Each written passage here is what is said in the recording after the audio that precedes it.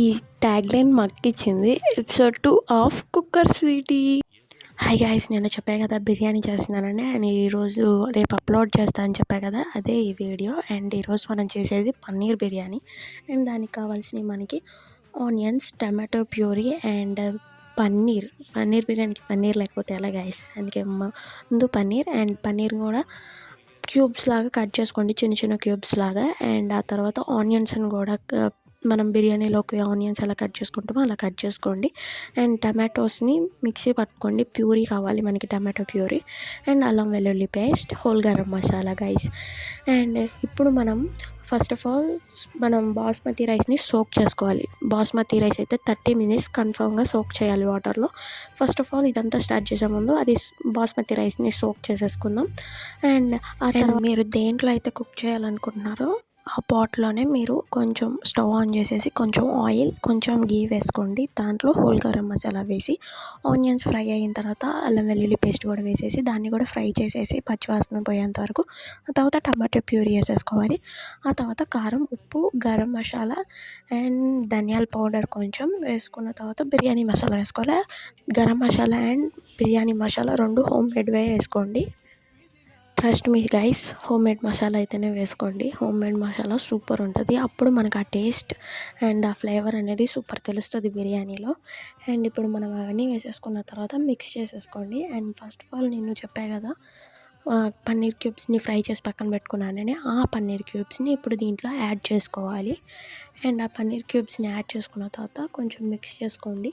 And mix చేసుకున్న తర్వాత కొంచెం వాటర్ పోయండి, లిటిల్ బిట్ వాటర్, ఎక్కువ కూడా వద్దు. మనకి అవి కుక్ అవ్వాలి కాబట్టి కొంచెం వాటర్ పోసుకోండి. అండ్ నేను లిటిల్ బిట్ వాటర్ పోసాను. అండ్ వాటర్ పోసిన తర్వాత కొంచెం మిక్స్ చేసేసుకొని లిడ్ క్లోజ్ చేసేస్తే 3-4 minutesకి మనకి ఆయిల్ అనేది పైకి వస్తుంది. అండ్ ఆయిల్ పైకి వచ్చిన తర్వాత కొంచెం కొత్తిమీర, పుదీనా వేసేసేసి అండ్ ఇదంతా కుక్ అయ్యేలోపే పక్కన మనకి రైస్ కుక్ అవ్వాలి. అండ్ ఆ రైస్ కుక్ అవ్వడానికి ఫస్ట్ ఆఫ్ ఆల్ గిన్నెలో నీళ్ళు పెట్టుకొని దాంట్లో కొంచెం oil and whole garam masala and కొత్తిమీర, పుదీనా వేసుకున్న తర్వాత కొంచెం పసుపు వేసుకోండి. నేనైతే పసుపు వేసాను గైస్, ఆ క్లిప్ మిస్ అయింది నాకు.